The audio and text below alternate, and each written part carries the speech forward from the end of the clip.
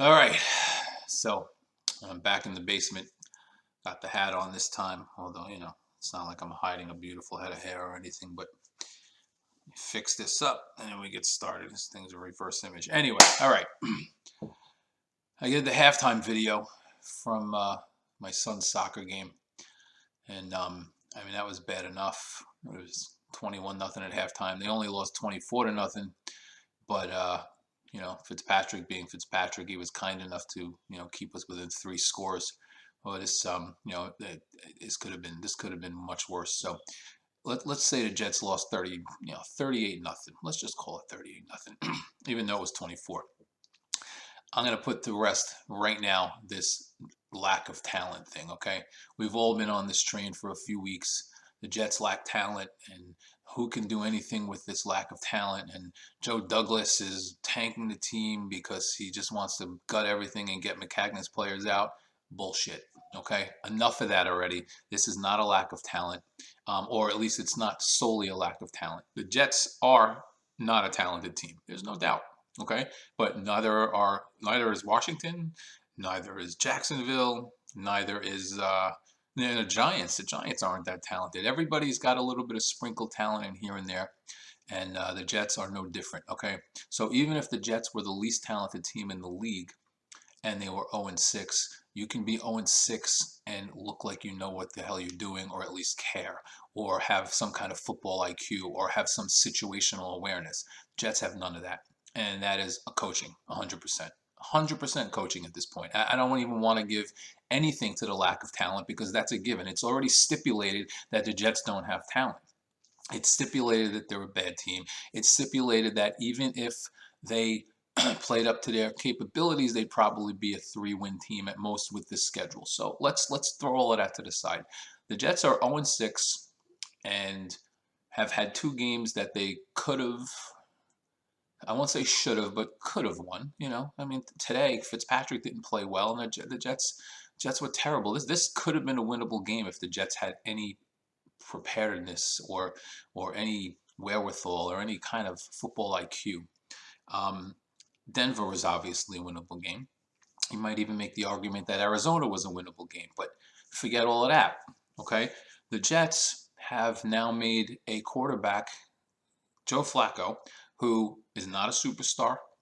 He's not even dynamic. He's not a very great quarterback, a very good quarterback, but he's an NFL quarterback. Okay, he now looks worse than Sam Darnold, who people are screaming and yelling is not ready. He's the guy. We got to get rid of him. So when you take a veteran quarterback who's been in the league for 12 years, has won a Super Bowl, has been through an organization like the Ravens, which is the Ravens are one of the top organizations out there, and you make him look like a 4th-round rookie, like Bryce Petty looked all those years, and like Sanchez looked at the end, and I'm starting to think Darnold has actually looked pretty good compared to what this coach is preparing him with. When you take a quarterback like that and he looks lost back there, and now he's making mental mistakes. I mean, he's taking terrible sacks. He's throwing the ball over people's heads. He's just not. This is a lack of preparation. This is on the coaching staff. And the Jets have had terrible coaches over the years. Okay, some of them have had some small amount of success, like Rex Ryan. I was not a big Rex Ryan fan at all. I really actually despised the guy, but he had a couple of years, and he did give the Jets some personality. He did have a group of players who were very motivated by him, but at the end there. Not even at the end. I mean, at the end of the day, not the end of his tenure. At the end of the day, he didn't have them that prepared either. They made dumb mistakes. Todd Bowles, same thing. Go all the way back to Bruce Coslett and even Pete Carroll when he was there. These teams would lose their last 5 games of the season all the time. Joe Walton, the list goes on and on. Adam Gase is the worst coach of all of them. Okay, I have never seen someone just stand there and stare down at a card like this the entire time. He's flipping it back and forth like he's expecting something to change. It doesn't look like an electronic card to me. I don't think it's changing, Adam. I don't think it's changing. So Adam Gase does not communicate with his players.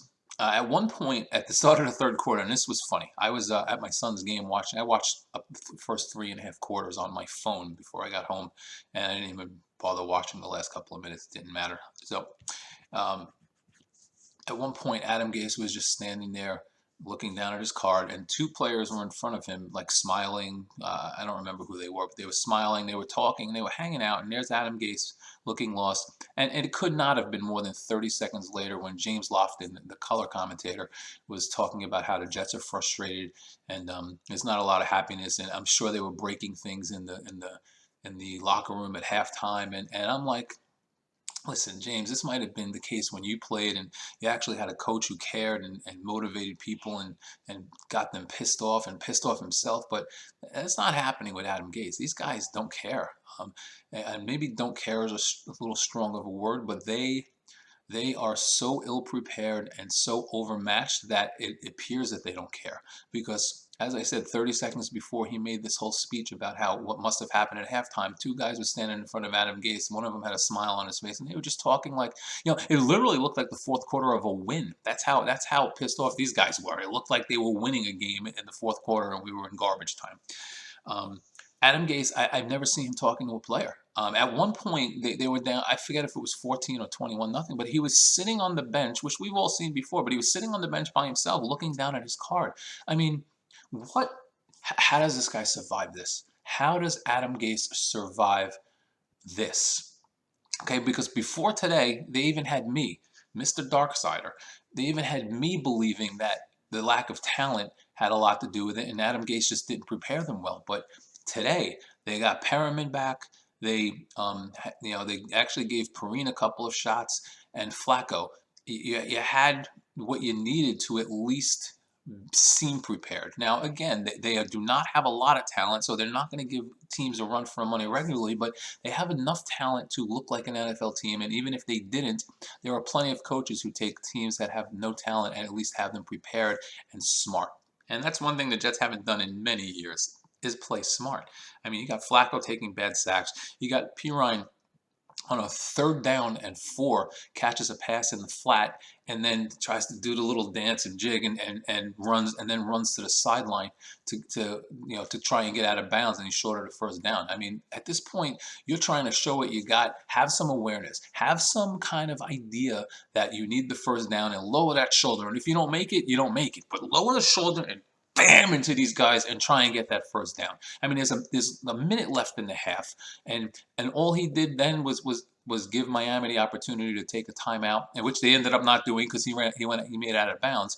But all you're doing there on 3rd down is, if you don't get that 1st down, at least stay in bounds so that you have to use a timeout and you don't go down further. And sure enough, Miami went down the field, and if not for Fitzpatrick throwing an interception, the Jets would have been down 4 scores at the half. But or if you want to say 3 scores if they kick a field goal with the 2-point conversions, whatever.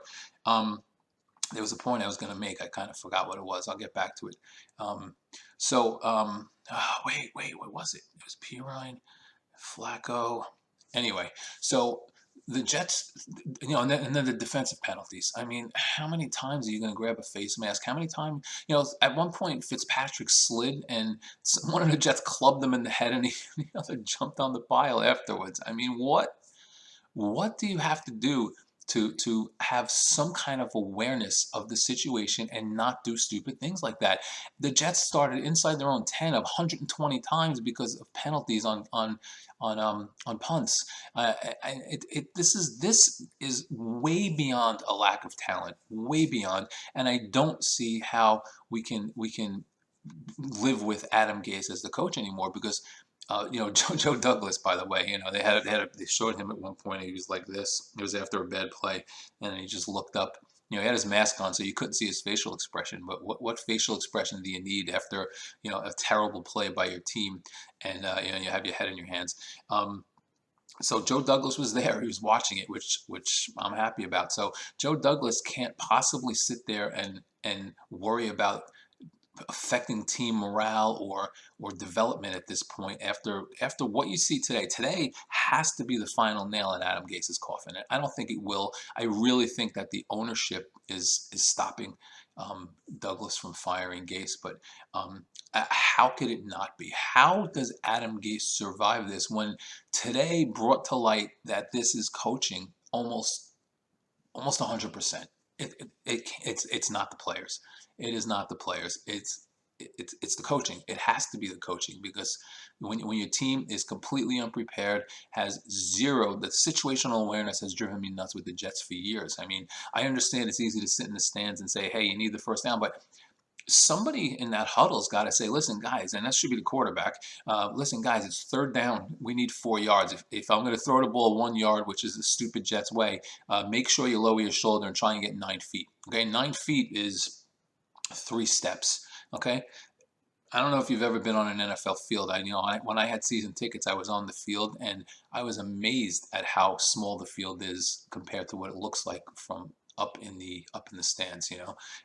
Like the goalposts were much closer, and I'm like, how do these guys miss 50-yard field goals? It doesn't look that far. Well, that's just the point. Is this stuff does tend to play bigger, but it's 9 feet. Okay, if you get stopped, you get stopped, but at least have the awareness and the wherewithal to know where that first down marker is. And oh, this is what I wanted to get to. I brought it up 100 times. Adam Gase and first downs.